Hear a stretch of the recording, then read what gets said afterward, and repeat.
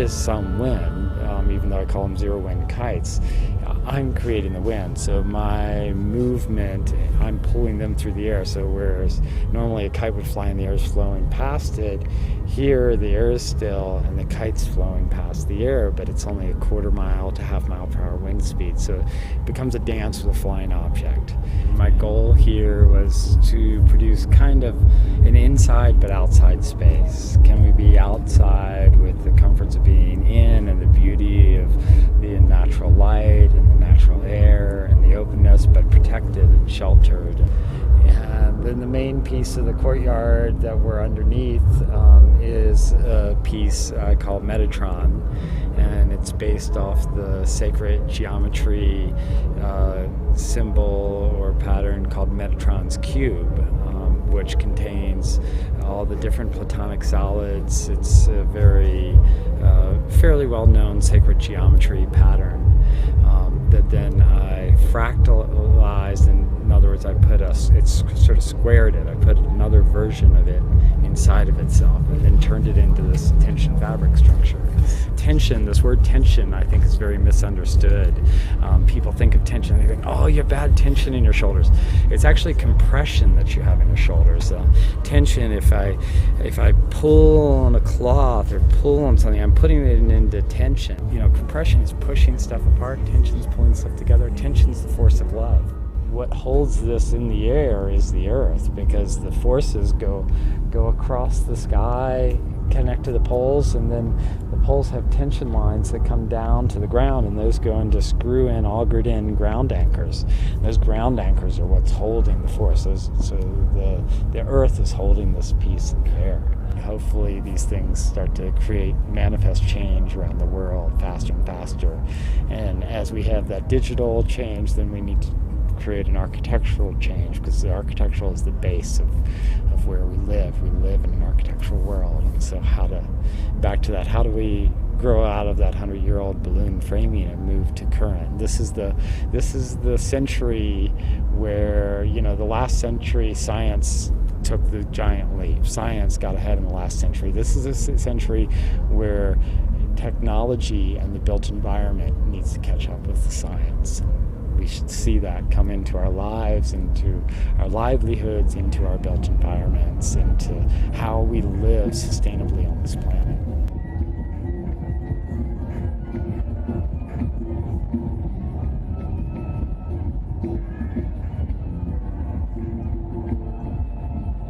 But it's a spiritual movement. It really is. To get connected to the dance.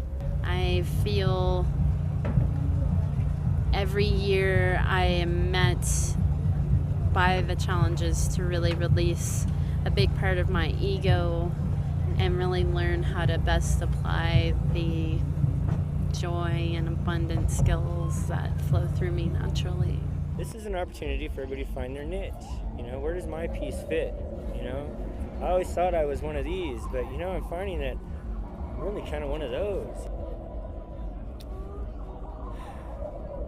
It's been awakening, and it makes you be conscious of every little thing you do. The minute my feet touched the playa, I thought, this is a place of such powerful energy. Who doesn't come to Burning Man and have some mind-blowing, expanding, life-changing experience where you never understand anything the same again? Coming to Burning Man is not easy. I drove 50 hours. And that's just to get here. Don't think this is a party. Don't think this is a vacation. It's not. It's an art slave labor camp. It's the hardest you will ever work for a little bit of fun. That's the hardest you'll ever work for a hell of a lot of fun. In previous years, I've run an art-themed camp that does theatrical productions based around gourmet barbecue. We've never fed that many people, except when we feed thousands of people at one time in mass feedings. But we're doing, as I said, 250 people twice a day. Otter Pops, gold on the playa. Definitely. Okay, What do you think? So we basically created our meal plan designed around a Chinese buffet. Lots of different options, same options every day, same cooking every day. Hasn't quite worked out like that. Every day there's a lot of improv, there's been problems with the food ordering. When you can't communicate off the playa easily, getting in touch with your vendors and placing a $2,500 vegetable order, things get messed up. You have to adapt, you have to improvise. The thing about the kitchen, here's the thing about the kitchen. People come, they build Burning Man, and then they get the week off. I come to Burning Man, I feed all the people who are building, then I work every day while we're here, and then I feed people every day of strike, and then the kitchen's the last thing to be packed up. I also pre-cooked for a week, and then drove 3,200 miles to get out here. Am I bitching? No, I like to do it.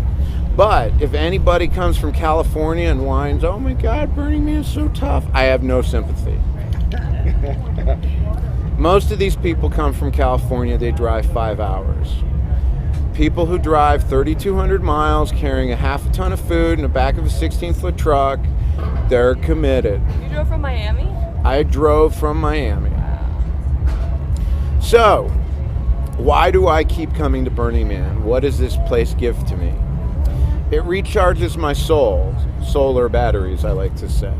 It gives me great creativity. It's incredible for networking. This is a place to meet like-minded, intelligent, talented people. Come here. This is Sauce Jr. Tell him why you're Sauce Jr. Because I earned it. Well, you certainly earned it, but it's beef tenderloin. Oh yeah. So about I'd say 3-4 years ago. 4 years ago. 4 years ago, I unbecame a vegetarian. Prior to that, I was mostly vegetarian, and then I had his tenderloin. Beef tenderloin, filet mignon. Which was a... Sounds amazing. Can we give away the secret recipe? Yeah, go ahead. All right. You take a whole beef tenderloin, let it come to room temperature, you wrap it in herbs, Yep. oregano, sage, parsley, salt, pepper, and pepper. rosemary. Tie it up, looks like a big joint. Right. Giant green joint. Throw it on the grill for 2 hours. Burn all the spices. The smoke from the spices infuses into the meat. Take it off at about 135, 140. 130. Oh, 130. I like mine beef rare. Yeah. And make a blue cheese Alfredo sauce, which I came up with that recipe in my first burn. And that turned him into somebody who I had not talked to in 4 years and has been working in the best restaurants in Boston for 4 years.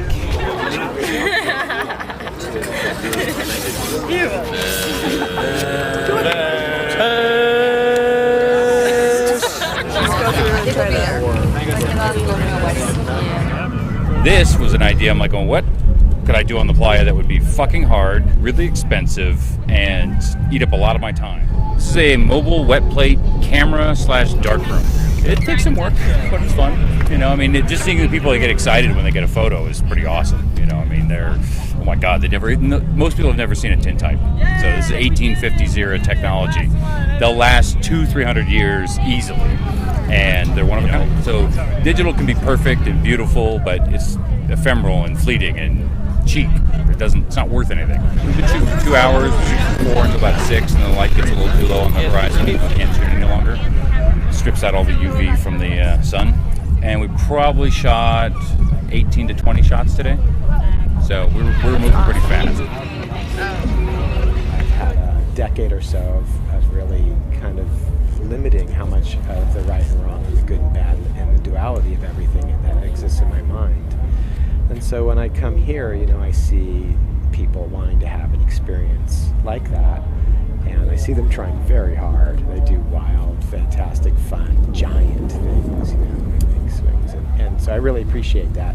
And at the same time, I recognize how lucky I am because I could see a piece of art and that's it. I'm like absolutely in love. And I didn't, you know, all I did was get up and splash water on my hair and my face, you know. And I think I'm affected, you know, because this year I was furious with myself before I left. I was frazzled. I worked till 10 p.m. the night before. I didn't pack. And I could hear my mind going crazy, saying, "No lists, you're not making any lists." So I went to the supermarket and I bought 4 cases of mangoes and a few limes, and I head out here. And so every day I've gone around and given mangoes away, and it's just been one beautiful encounter after another.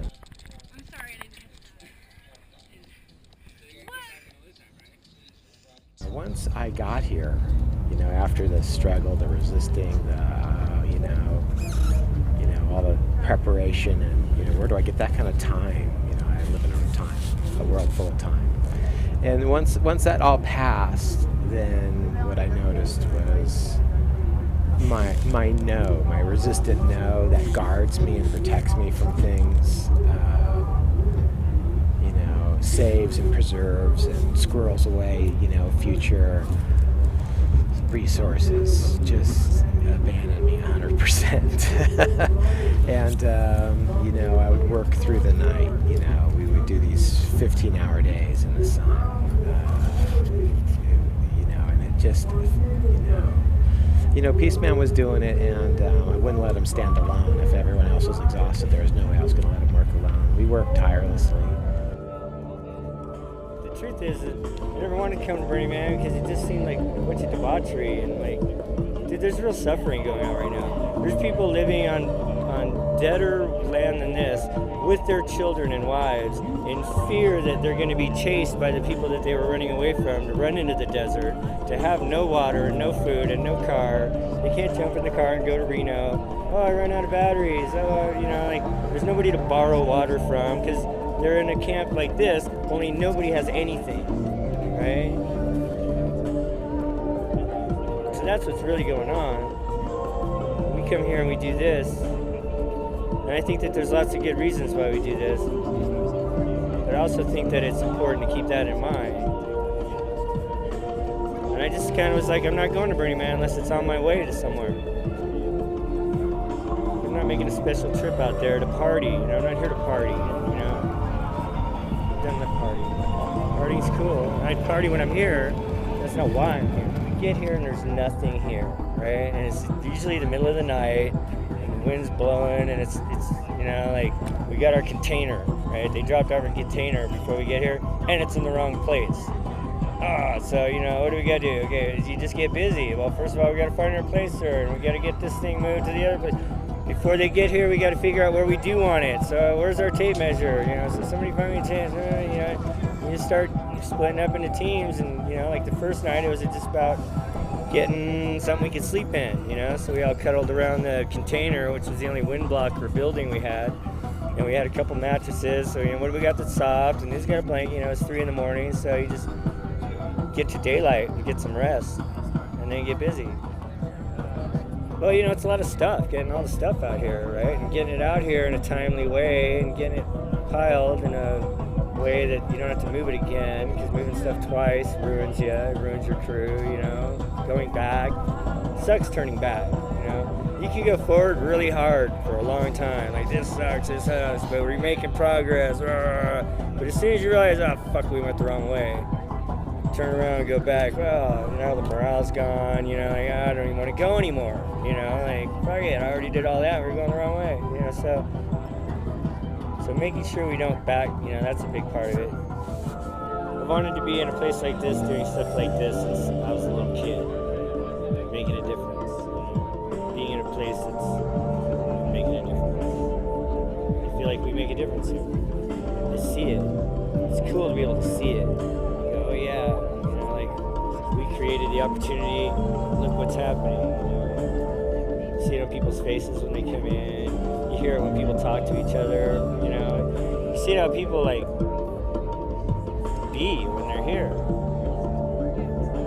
When I go to other places and watch them dance, everybody's in their own world, and I guess it's the music too, the thump thump, which is cool. But I feel like we bring this other kind of music, that invites, people dance with their eyes open. And they dance with smiles on their faces, looking at each other, and they dance with each other, When I was young, we used to dance with each other. And now they're dancing with each other. It's cool.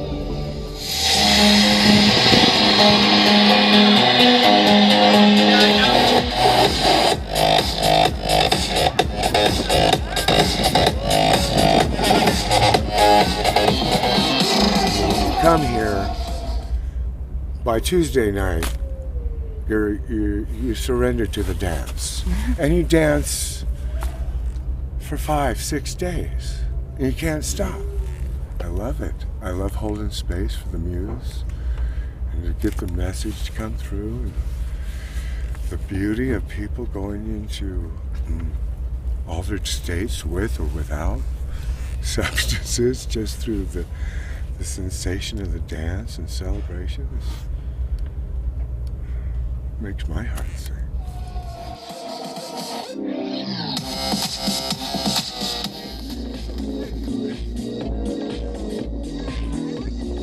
The first year, it wasn't sold out then. It was still affordable, $250 ticket, you know, so a lot of people could come that were more the singer-songwriter types. Because they kind of live like they're ministers, you know. They live by faith, basically. And so last year is sold out. So booking Burning Man for me is like it's an art form. It's unlike anything you could ever imagine, because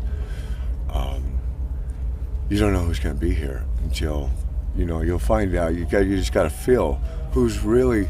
You got to feel everybody's heart. Are you really going to be here or not? Or can I schedule you?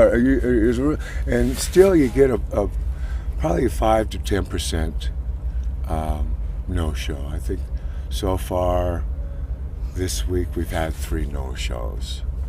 And, that's to be expected. So it's a little difficult to book Burning Man. And because of the 2 sellouts the last 2 years, it has kind of pushed out some of the more fabled singer-songwriters that I would normally bring in a camp, like the more of the kirtan artists. I live this. I've been burning like this for 17 years. 12 festivals this year. When I go back to San Diego, my Southern California season starts from October to May. See, the summertime is gathering fruits, and all these people, these up-and-coming stars, they're looking for outlets to be able to bring their muse to the world stage. And Southern California is the media capital of the world, and for some reason I felt it a part of my dharma is to hold space for some of these beautiful, because I love everyone. I fall in love with every one of my muses.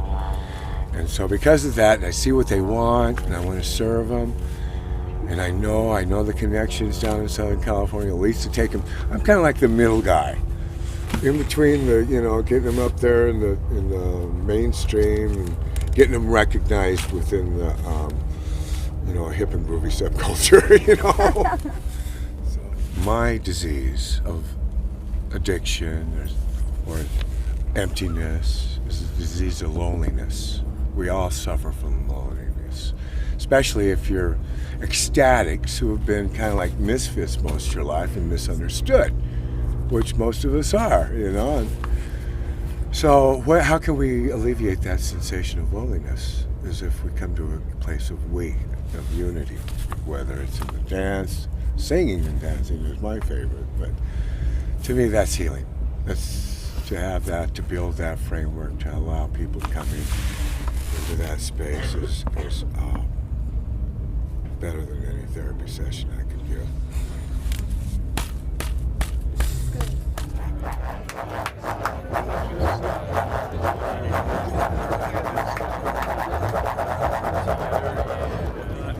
You're not beholden to that machine, and then you can come to the Burning Mans and you can come to the festivals and you can make your own world, and you are going to save humanity. Because if you're fully lost in the machinery and your soul is gone, you're another victim. You're on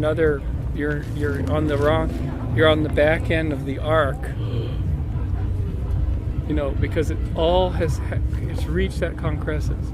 All of us are on overload from overstimulation. We also are on a peak of creativity to counter that, and some incredible, it won't be ET landing, it was something that will happen in our soul or in science or both, and there'll be some species level awakening could occur, but it will occur through extreme duress, extreme psychological trauma. I mean, everyone walking around is PTSD patients, which is becoming the case. Everyone reaching for the highest creativity, the weirdest science, overload up the yin-yang, and then, something happens. And what I feel in the future is I see this pyramid going out and I can't quite see the top. And it's saying there is a concrescence point. When you monkeys will have been driven so freaking far, so hard, that we'll get our breakthrough. We'll get what we're after with this. Because the Earth doesn't have a lot of time. It's past middle age. The Earth as a machine to generate shit like this, and we don't know what that pyramid peak is. Right. We can't know what it is. Right. But I think it's out there, and it's a breakthrough. Since I've come to Burning Man, where everyone comes here believing in synchronicity, it's that belief. We open up our consciousness to have these experiences because energy follows thought, and we manifest our own reality at all times. And everyone comes here and believes, I'm going to Burning Man. I'm going to have, this powerful experience. And Burning Man is extreme. And just like the extreme, there are extreme, profound experiences that people can have, and it's always exactly what it is that they need. It's what they're thinking about most, and it's what comes to them. But because we all come and we believe that these things are going to happen, they do in really high frequencies because we're sharing that vision. I believe that we can bring peace through the Burning Man experience. If people will live the way that we live in Burning Man for 1 week, more than 1 week, and in the everyday job, everyday life, we can bring peace.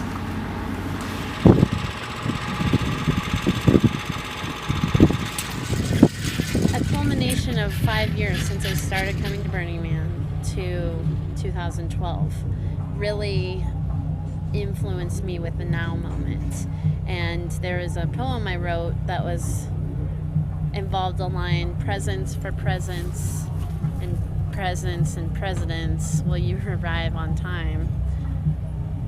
Will you take the ionic quest or question the presence that you possess? And I feel like we're all like the prophets of the now and channeling what I believe is the unity, spirit or grace that is the power behind all humans and consciousness and animals and life on the planet and even inanimate objects. My experience at Burning Man in general keeps me coming back every year because I always find the challenge of meeting the dust and just pushing myself to the limit in my body allows my spirit to really come out fully, and being able to have a place like Sacred Spaces to offer a temple or to offer workshops allows me a chance to really have an audience for my radical self-expression.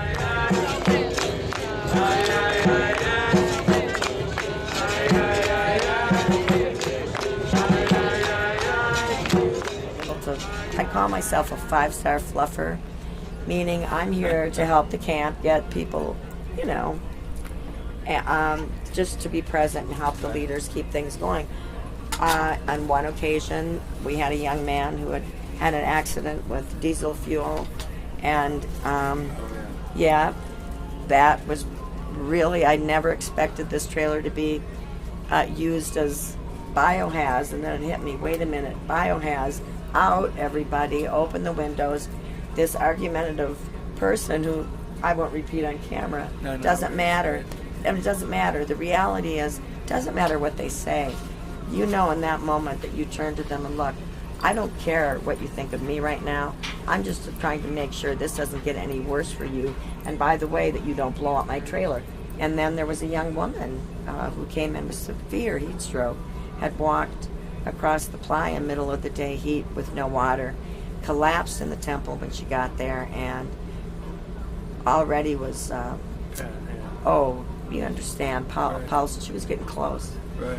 But It's a gift to be in the camp, because those are the things that happen every burn, even when people read those survival guides. Dehydration is a silly little thing, how it sneaks up on you. I tell my nurses, life is easy. All you have to do is walk a path of integrity, speak your mind with an open heart, and you will always be fine. And always, always, always tell the truth. Sacred Spaces creates a place for people who resonate, people who are interested in consciousness, in developing the collective intelligence of humanity. I keep wanting to say next year at Sacred Spaces, or I'm going to be doing this, but I really don't know. There are things I vision for the future, even the things that make me feel really good, that are very pleasurable ideas or thoughts. They take me outside of the present moment, and so I put that on the altar. And just like anytime, when you're in a relationship and maybe we have fears that come up, like, oh, you're going to do this and you're going to hurt me, that's a fear-based vision that takes you out of right here, right now. And so you can take that and you can put that on the altar and say, okay, here, universe, this exists. I give you that to do something with it. And we do that with the future one, future that's really pleasurable. I can put it there and say, yes, please, more please. And just trust that I'm always in flow, that I'm part of that universe. And I'm always where I'm meant to be, because where else would we be? There's lots of important information that I'd like for people to have. I haven't figured out exactly how to get it to them yet, other than by doing what I do. I want people to not be afraid. I want people to know that there's nothing to be afraid of, really. How do you get to that point? I think it's all about perspective. Kinda. It's hard to watch people suffer when you know that there's no need for it. It's when, I'm not talking about like refugees or drought victims. I'm talking about like, our privileged Western thing.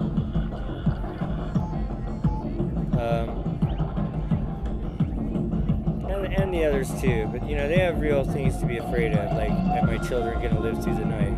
So there wouldn't be any of that if there weren't lots of people worried about if their coffee was going to be hot enough, or their clothes were going to get dry cleaned on time, or if they were going to look right, or be in the right spot, or blah, blah, blah, their wife was going to love them, or their kids were, it's all going to work out. So the message, if I was going to say anything, oh God, never forget this, just one thing. It's kind of what I was saying in the dining hall this morning, is that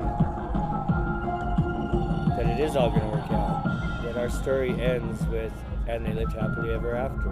What I have found, a common thread to all of us, is that we're all ecstatics.